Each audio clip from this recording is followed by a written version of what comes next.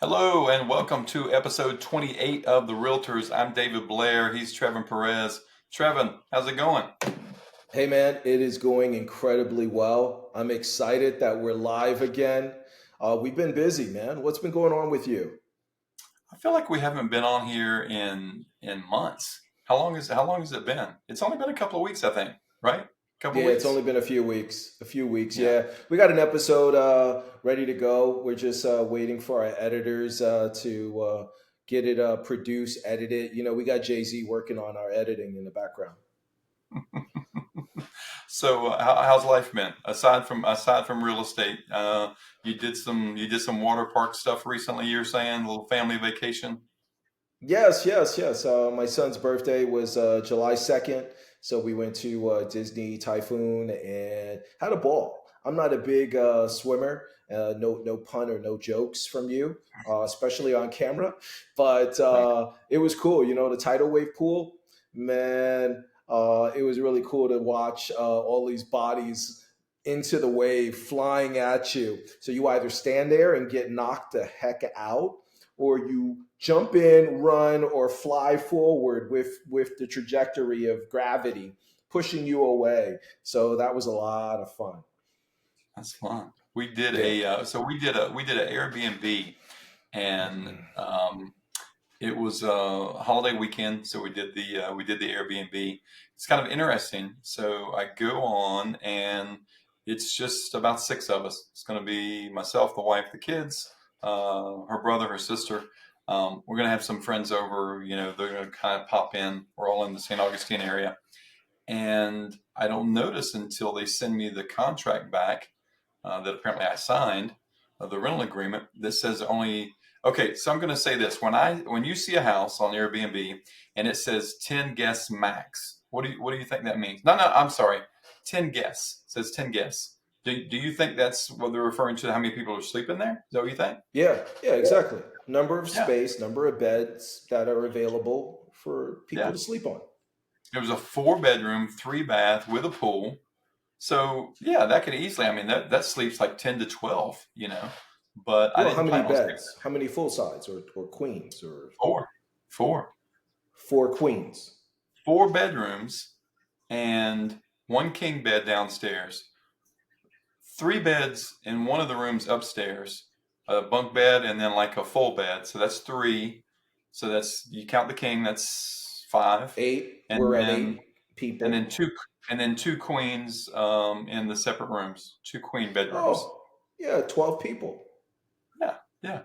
So I'm reading the little rental agreement that they send before I go in, and it says 10 guests max in the house at any time. Hmm. Wow.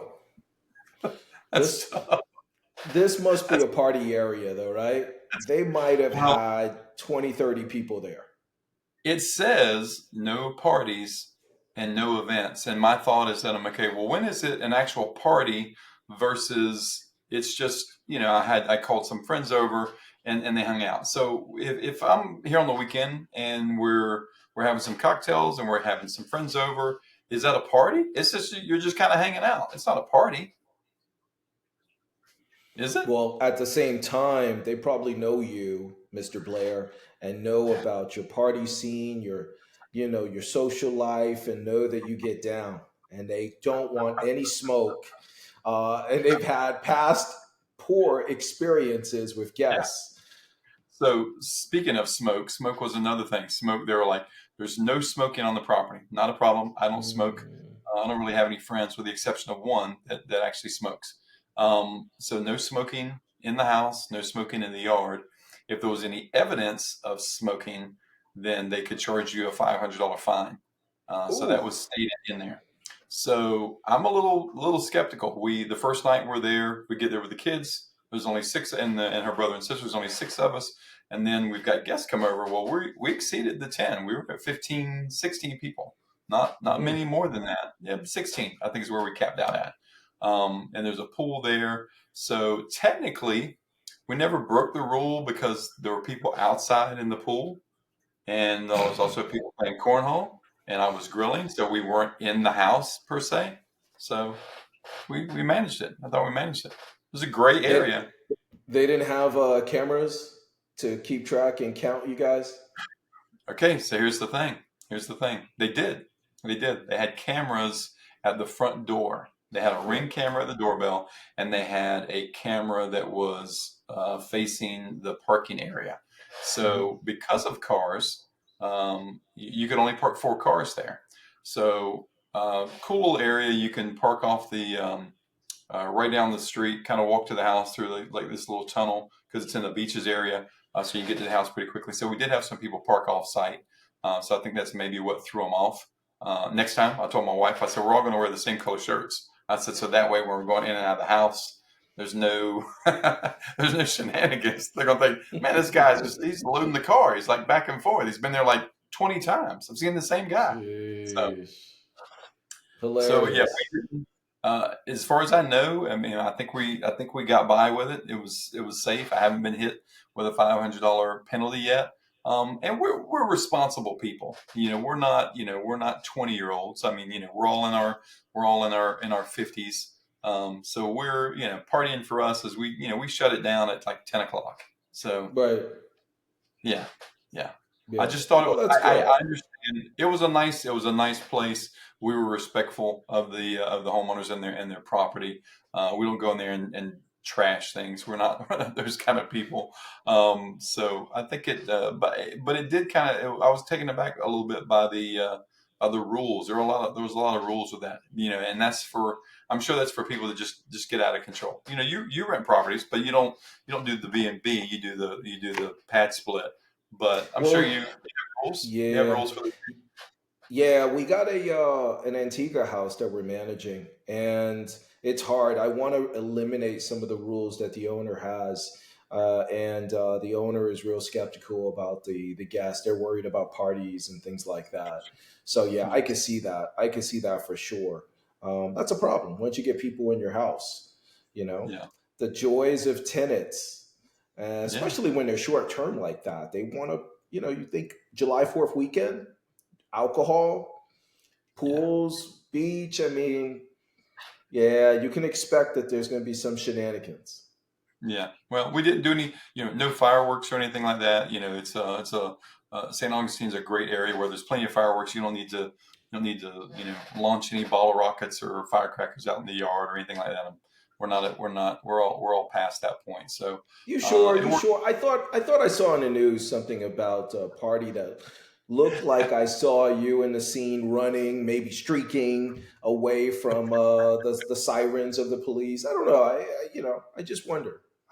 The best would be if he had video footage and he said, and like he's like, okay, no smoking, no fireworks, no this, and then he sends me a picture of like all of us doing all of those things that we're breaking all of those rules to where there's like 20 of us, everybody's smoking, everybody's got a bottle rocket in their hand. It would have been awesome, but No, that would that have wasn't been, yeah, the case. yeah. That wasn't the case. But yeah, so other than that, business as usual with real estate, working on the usual listings. Listings are sitting right now, right? Are they just sitting there? What's They going on with are. listings?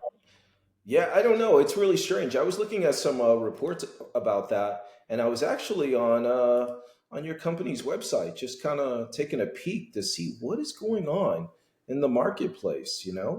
Um, I mean, yeah, number of homes sold are Hmm. down 3.5% year over year Hmm. across the country, and I was just looking at just different markets here. Let me type in here. Let's put in Jacksonville, just so I have the data handy for you. Oh, I can't include yours. So let's see. Let me take that out because yeah, Orlando is down almost 8%, Hmm. and let's see, Jacksonville. We got to learn. We got to get better at sharing screens and showing data. But anyway, Orlando's down 8%. Uh, Lake Mary, I was showing up positive for listings Hmm. 23%. Jacksonville's down 7%. As far as, yeah, the housing market overview, number of listings available, single family homes. Yeah, I mean, I think the issue with that is real estate has always been the standard, what is it? Location, location, location. Obviously, that's it because I've seen two sides to it. Even in the past few weeks, I've seen properties that are really nice that have sold in like a week on the market, and then I've seen others Hmm. that are not getting any kind of activity. I've got some listings myself that we're struggling to get activity, and so we're looking beyond just, you don't want to just say, okay, well, you just got to keep lowering the price. We're looking at everything. We've got we're looking at the new construction incentives that are being offered in competing neighborhoods. So we're looking at the possibility of buying down the rate. We're looking at any type of updating, fencing, various things like that that a new buyer, may want. We're trying to look at everything and kind of check all the boxes to get buyers to come in there. But new construction right now, I got an email and a text from Toll Brothers. Is Toll Brothers in your area? They're pretty big here. Do they Yeah, build they in? are. So they sent me an email and a cost sheet of their current inventory, and they are slashing prices right now. There was properties in there that were listed at 640, 650 about 2 months ago that have a new price of about 575. So we're talking about a $75,000 price drop on some of that inventory that's in there, and we know that's going to have a carryover effect on the resale market. Because if you're a buyer out there right now and you're looking and you're trying to stretch your money as far as it'll go, and you're looking at new construction, in some cases it's just a no brainer that you would go new construction and get all of the incentives that are tied with it, and a brand new home at maybe a price less than what you could get, resale for. Yeah. So, but here's my question to you. So, with that said, I spoke with a homeowner, and we were trying to do the comparison of, okay, here's new construction, 3 bedroom, 2 bath, 2,000 square feet. Here's resale, 3 bedroom, 2 bath, 2,000 square feet. You get all these pluses with the new construction. But with the resale home, there were some things in there that the homeowner did since they bought it that add value. There were ceiling fans, there was window treatments, there was like a pergola, there was covered area, there's fencing. There's a lot of those things that, new construction sometimes can be pretty bare bones. It's a brand new house, but you've got to kind of customize it somewhat. So what Right. are your thoughts on that as far as where that plays in our market, as far as resale maybe having some value because of some of those additional things they've done? Yeah, I think that's a great question. That's the hot question for most home buyers. I did I recently did a couple of reels. Well, one that I published about the supply and about the new construction discount pricing. I was showing stats between 10 and 20% drops, so very similar to the numbers you were just quoting with Toll Brothers. And I saw that across the board when looking at some data that I was reviewing from a local mortgage broker. But when it comes to comparing those added value things, I mean, I think I would personally recommend buyers sit with their agent, sit with you and I, and let's comb through and do a comparison, a pros and a cons. To say, okay, here's the resale value of this home, and here's what it comes with. Here's the value of this new construction home, and here's what it comes with. And personally, for me, like I have this new piece I'm trying to create here. It's going to be a reel where I talk to the fact that I think the opportunity for us right now is going after those new construction deals, especially if you're in phase one, Mm-hmm. where you can get the best, lowest price possible, grab every deal between rate buy downs, closing cost credits, upgrade credits, and a reduced price. And you just hold that sucker for 2 to 5 years. Even if you hold it for 7, 8 years, I mean, you're going to sit on a massive six-figure equity jump on that property, especially if, like you said, location. The location has to be key. Mm-hmm. Um, that's my thoughts on that. Do you think you're better on the on the front end of that, like I said, pre-construction coming in, where they're offering a lot of those incentives, before they start to open things up. I've seen some deals, I think, that are equally as good, if not better, when they're closing out the phase, Hmm. and you've only got a few homes left, and they kind of do a little bit of a fire sale. It usually pisses everyone off in the neighborhood, because what happens Yeah. is they've got three houses left and they need to get rid of them because they can't continue to keep staff there to sell those three homes. So they fire sell them. They put a huge reduction on those properties. So some buyer is gonna come out pretty good on that purchase, because yeah, I've seen what I'm seeing now. I see some of those huge price drops in there. You can go back in and buy that property, and then you're That's you're gonna amazing because you're asking you what you paid for it, and it's the same floor plan as they have, and then you say, "Oh, well, I paid 50,000 plus they gave me flex cash, they gave me this, they gave me that." But that's just what happens, on the way yeah, out. that's amazing. I haven't thought about it that way, and partly because I feel like the builder owns title. They own the or no, they may not own the appraisers, right? Appraisers are independent Hmm. contractors, licensed by the state, but you find that these appraisers will selectively just do one or two different builders, and so you almost wonder like how arbitrary or objective is their analysis of that home when, yeah, you built 10 others that are just like this. So do you arbitrarily say, well, it should take a 2 or 3% increase for appreciation and that's the value of the home? I don't know. I wonder about the back end of that. That's something that we should do a study on just to compare and contrast. Yeah, they give so much value to new construction. I had a property, it's been several years back, and their property was maybe 2 years old, I think, at that point.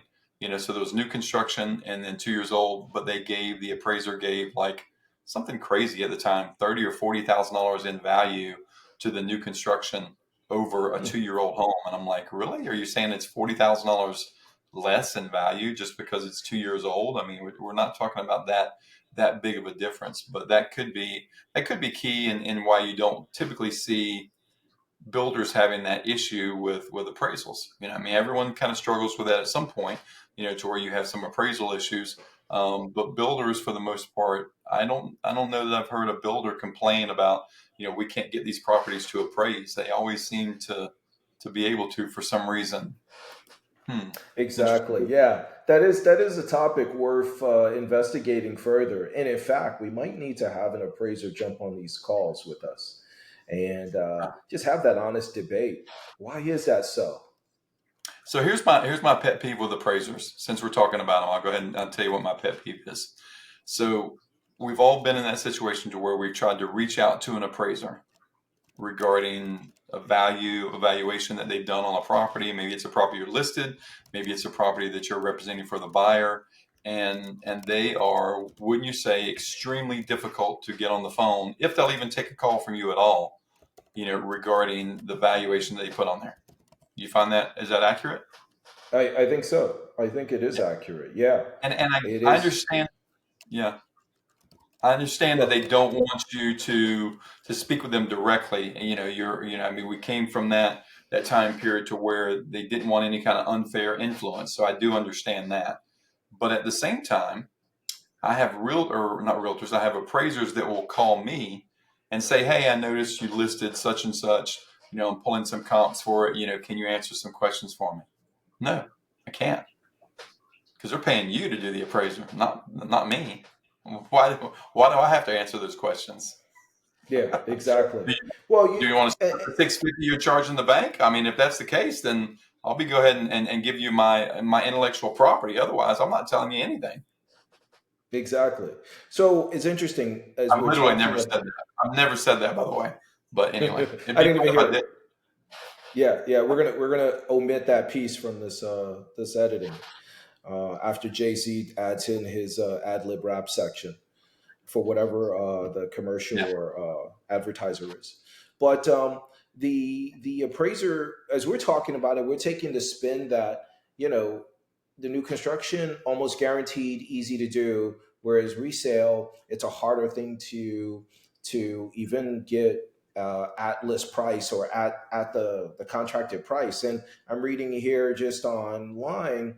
It looks like I just typed in something on Google and it says new construction appraisals can be more challenging than resale appraisals. I don't agree with that, leading to a perception that appraisers are more hesitant to increase value for new builds compared to established homes. How is that Hmm. so? What did you? Is that Google or Chat Yeah, that's GPT or Google. No, that's Google. You know what's so funny? We have to that's all incorporate. We information? Ask Jeeves or something. What'd you go to look that up? What is that? I think that was Google. Maybe it was a new builder's AI page. Probably, probably. That sounds distorted. That sounds like distorted information. It sounds like somebody paid to publish this information on Google. Yeah, yeah, exactly. So what else? Anything strange? Anything Besides bizarre? Like, this is very yeah, strange. yeah. But you got some strange stuff. Go for it. Let's see. Halloween isn't nowhere near this time, so but No, I no, no. feel It's a you. new thing. It's a new thing now. It's called. I just saw it on the Today Show the other day. It's called June something. June. It's like it's a thing. So apparently there's some kids show that Hmm. was I think that came out a few years ago, and they were celebrating. It's something that I cannot think of it. I can't seem to think of the exact word for it, but it was something to where they celebrate Halloween in June, like in June or July. No It's a real way. a real thing. It's a Google it Oh my while god. we talk. It's called say June. Just put June in Halloween. It's going to come up. It's an actual thing that people are actually doing now because people that like Halloween are kind of fanatical about it anyway. So they can't Yeah. wait for it to get here. So they're celebrating it early. But it is something to do with summer. Did you find it? What's it called? It's in there. Oh, Halloween in June, also known as Summerween, is a Told you. growing trend where people celebrate Halloween themed festivities and decorations earlier than the traditional October day. Boom. Told you. It's a real thing. It's a real thing. So in line with that, I have this property. And it's been years ago. And it was a large property, probably about 8-10 acres, I think, somewhere along in there. We remembered it because we looked at 4 or 5 houses a day, and the customers I was working with, they were horse people. Not that that's a Okay. thing, but equestrian people, whatever you call that. So don't get offended if you're a horse person. I don't mean that in a derogatory way. I'm not saying you look like Shannon Sharp and your face is elongated. I'm just saying you like horses. So this family that liked horses were looking at several properties that were zoned for horses. And one Hmm. of the properties that we found had it's like a gathering room, it's like a dining room. But it was, they had you could tell it was the guy, I think the homeowner told us, he's like, oh, my husband, plays poker in there. That's where he gets together with the guys that plays poker. So the bathroom had a urinal on the wall, an actual urinal on the Hmm. wall, which, yeah, if you're a guy and you're playing poker in a room, pretty convenient, actually. Yeah. I don't know that I want it in my dining room, but hey, it worked out. So it became known as the urinal house. Anytime we were referring, when we went back and looked at properties, we called it the urinal house. So they bought the urinal house. Made it their own. I think they did pull out the urinal, made some changes to it. So fast forward to, I don't know, 8 years later, something like that, maybe 7, 8 years later, they got ready to sell the house. And so I'm having conversations with both the husband and wife. They're relocating back upstate and wanted to sell the property. And so the husband asked me, he's like, well, do we have to disclose if the house is haunted? So I laugh it off. I'm like, yeah, sure, you sure do. He goes, no, I'm serious. I'm like, so what do you mean you're serious? I said, because I've not run across this yet.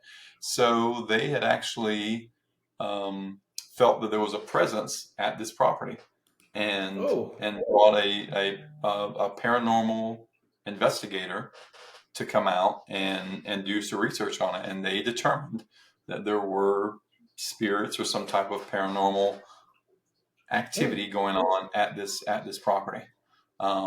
So do we have to disclose that? Is there if there's a ghost or a potential ghost, is that something we have to disclose?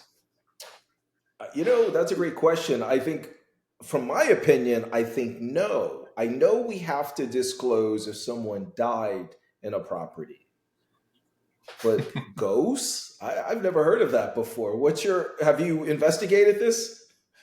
So I asked my broker at the time, and I think that it fell under, as so with a disclosure in the state of Florida, it's things that materially affect the value of the property. So when we look at things that would materially affect the value of the property, what that means in layman's terms is that, okay, I get ready to sell the property. You didn't tell me that there was a fuel tank that was buried in the backyard, and Mm-hmm. now I have to go remove that. It's going to cost me money to do that, so it's a material fact that that you didn't disclose that to me, so I'm going to incur some kind of cost, or some kind of negative position, because of that. A lot of those things are like, in my opinion, speculation, and really, if you believe in that sort of thing. Now, would I want to know? Yeah, probably so. I'd probably want to know. Yeah. But I mean, I can't. How do you disclose something that you don't know, that is 100%? You can say I think, or I've heard, or it's one of those things. It's almost like a house has a reputation for whatever. The Amityville, for example. So Amityville Horror. Mm-hmm. You remember that movie? I remember that. Yeah. Scary movie. You couldn't sleep as a kid when you watched it. Your parents, let you watch it because that's what our parents did back then. You just watched any old thing. The That's Shining, right. The Omen. You watched all that That's right. stuff, and then you seek therapy later. You'll be fine. Yeah. That kind Uh-huh. of thing. Uh-huh. We blame our mom and dad for being bad parents. So that was a real house, though. That was a real house. I don't know where it was located at. My fact finding Google searcher there. If you want to pop that in, I guarantee you can find out where that house was, because it was actually a real house that was, tragically, a family was murdered in that house. Mm-hmm. Mm-hmm. And I think I don't know if it's still standing or not, but I know it was resold, several times, and obviously that information was passed along, to various people. So I think it just depends on whether it's important to you or not. Yeah, well, but I think in a death, like we said, you have to disclose because remember the Menendez brothers in California or wherever they were? They killed their mom and dad tragically back 15, 20 years ago, 20 years ago. Hmm. Hmm. And the buyer of that home ended up demolishing it and then building a new home on the land. Uh, So yeah, but we got to go back to your story. Is a known ghost entity material, or do we have to have the Ghostbusters go in before you can list a house? so I went to the site. I went to the paranormalist site, and I won't give that information out as to what company it was, because it was actually a company that did that, here in Florida. Um, and there were pictures of orbs, I guess, because that's the classic. Apparently, that's the form that ghosts take on, is they take on orbs, I guess.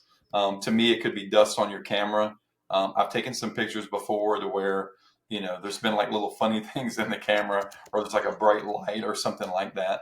I didn't think it was necessarily a spirit, but I mean, hey, if you believe in that sort of thing, then that's you. That's your deal. I don't have no opinion on it one way or the other. Wow, this educational real estate podcast has gone truly left. Hey, we're trying to give all the information that you wanted to know. I guarantee you, people are sitting around thinking about that. I know it's a big question, because I do hear every now and then. Um, I'd say out of 10, probably out of 10 buyers, I don't get it as much anymore, because I think people are just kind of numb to it. But it used to be. I guarantee you, when you first started, people would ask that all the time. Did anyone die in this house? Because you have to tell us if they did. Didn't they say that? Do you remember that being a thing when you first got into Right. real estate? Yeah, Yep. Yep. yeah. And now we're just numb to it. Where I don't think people. I don't want to say they don't care anymore, but it's not a question that get asked. Now some older people would ask, but younger people, I don't think they care. They probably think it was cool if someone, was gunned down in this house that they were buying. So check this out from my Google search. It says in Florida, sellers are not legally obligated to disclose if a house is haunted or the site of a past paranormal event. So I don't know, you know, Who, this is who are what you gonna? Google's telling us. Yeah, who are you gonna call? I know, I know. We should be like realtor Ghostbusters. So, you ever list or sell a haunted house or a creepy house at all? No, but I've walked through many really creepy houses when we were Yeah. doing the off-market properties during my day, and especially our time together at OfferPad. I mean, some of those Yeah. houses were really cringy. Yeah, yeah. I've had that. Not the haunted thing, but I mean I've gone through some that we don't have it as much here. But I think they have them up north. There's a few houses like that here. To me, I find them kind of creepy when I see them here, and it's what do they call it when you come in? And, is it split level? When you come in and you're on the second level, and then you go downstairs. You can go downstairs and upstairs. But when you come Yep. in, you're like on. It looks like you're when you look at it from the street, you'll see windows really low on the bottom. I think they call it split level, almost like a basement area where they have them up north, but not so much here. There are a few areas here that have them, and any of those that I've been into, I find to be really creepy, especially if they haven't finished the downstairs area because it's usually a little dark. There's always some stairs that you go down that looks like someone's been locked down there. It's really, yeah, it's not good. Very Creepy. moldy. Yeah. Yeah, yeah, it's So, creepy. would you believe, as we're talking, I'm just Googling this, I find an article on FloridaRealtors.org, our official Florida Realtors website, Yeah. on the topic. The header picture is hilarious. I mean, we gotta start showing these pictures. But needless to say, it says the title is Selling a Haunted House: What You Need to Know. So it says, do buyers have a right to know that a listing comes with a ghost? In Florida, probably not. But states' laws vary on what ghost adverse buyers deserve to know. So, for our audience sake, go do the research if you're concerned and you don't have Yeah. access to Ghostbusters locally. Yeah. But yeah, do your research. Have agents like David and I just come to your rescue. I mean, so if it's it's if it's like Casper, Casper's a good ghost, obviously. I'm Yeah, sure the there's others friendly out there ghost. that you kind of think of the friendly ghost. Maybe I could deal with that. Um, I'd hate to put anyone, including myself, into a property that was, like really scary Scooby Doo type haunted house. Although those were never really haunted. It was always somebody fake at the very end. They pull the mask I off and stuff like know, I know. that. So The best part was the Scooby snacks. I yeah, love the yeah. Scooby snacks. Yeah, yeah. That was a creepy. I introduced that to the kids the other day. And I told them I said this was actually, for our age group when you watch that, it was a little spooky. I mean, because it was it's about haunted ghosts and things like that, and for that age group. But right now, again, I think the environment that we're in right now is I think that we've been desensitized. I think probably. Yeah, And yeah, there's we so much have. that you can pull up, all kinds of just horrific things online. So where yeah, you're not going to get scared by some Mr. Crothers, there's a ghost, and then they rip it. You're not going to affect you at all. Not with what you've seen probably within 20 30 minutes on YouTube. Although I think they do have a pretty good censor thing on there now, to where I don't think they put anything that's any kind of graphic material on there. I do see a couple warnings and things like that, so that's not an issue anymore. But yeah, that's my gist on the houses as far as yeah, it's just buyer beware, like anything else, right? You have to have it. You have to have it inspected. If you get a creepy vibe, you go in a house, and I wouldn't buy anything that I just felt creeped out by. No, sir. Well, Yeah. it's so funny that the house I'm closing on tomorrow is 120 years old. Mhm. And my buyers are just so excited.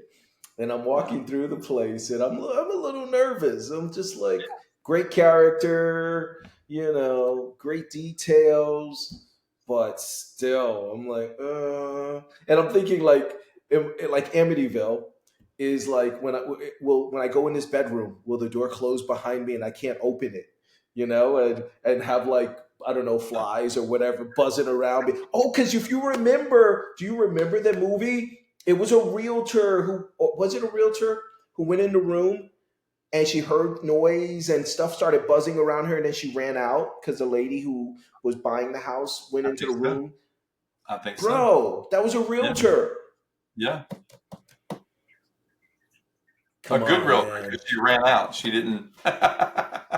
A good, very smart realtor who just left immediately and didn't do the usual typical, what is that? I wonder what that Yeah. is. Let Let's me walk investigate. through the basement. Do do do do. In Let's complete investigate further. darkness.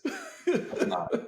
I've had people do that. I've walked through like you talked about some of those properties with that we did with OfferPad, and some of them had like dark areas you walk through, and I'm like, oh, I'm good. I've seen all I need to see. We're Right. good. We're good. Don't need to go any further. Well, Oh my we've god. chatted away about what's it called again? It's the name for it, and then the Halloween. It's summer. What is it? Oh, it's Summerween. Summerween. Summerween. Summerween. Yeah. Yeah, Yeah. Yeah. Educating home buyers one podcast at a time. I mean, it's going to be that's good information. right. Yeah, All the it's gonna information you never heard of from educated licensed realtors, okay, who are it's gonna catch actively on. selling properties. We're giving you information you are not hearing from anyone else across the internet. Exactly. Exactly. I believe it. Hey, thanks again for tuning in and indulging us. We had a little fun today. You've got to do that. I think in the current market, it's what is that saying? You have sometimes you have to laugh. Laugh instead of crying. Hmm. Things are going to get better. With the market, like we've said, Trevor and I talk a lot, and just when you're making this decision, you look at it and you determine what's best for you and your family at that time. Is it a good time to sell or buy? Maybe it is. Maybe it isn't for you. If it's not, then you just wait, and the market turns around. We've done this for a long time, and we've seen the market go up, the market goes down, and then it comes back up again. And it's steady. That's a steady course for years in the past, and it'll happen for years in the future. So that's all I've got. You want to close us out, Trevor? Hey, that's David Blair. I'm Trevin Perez, and you've just been haunted on the Realtors episode 28. And we hope you eat a lot of safe candy. No late trick or treating during June. Well, we just passed June's Summerween, but now you Yeah. know, so you'll be ready for Halloween. Signing off. Have a wonderful day. See ya.